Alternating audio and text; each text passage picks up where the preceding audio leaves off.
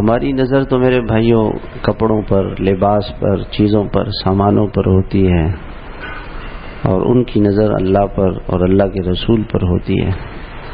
زندگی کا مقصد کوئی اللہ کو بنا لے نا، تو پھر اللہ کی قسم میں مزہ آتا ہے۔ ایک بزرگ تھے تو وہ حج میں زخمی ہو گئے،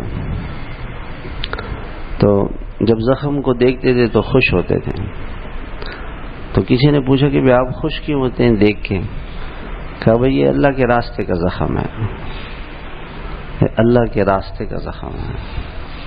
اللہ کے رسول کی انگلی زخمی ہو گئی تو آپ خوش ہو گئے، اور فرمایا هل انت الا اصبع دمیت وفی سبیل اللہ ما لقیت، کہ یہ خون اللہ تیرے لیے گرا ہے۔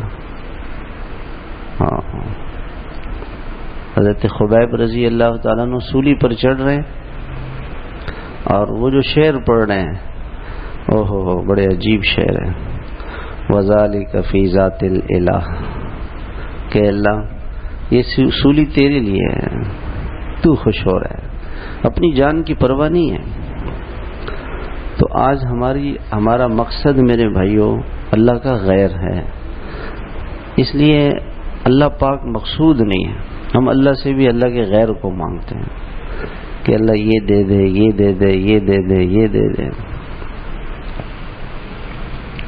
اللہ سے بھی اللہ کو مانگے۔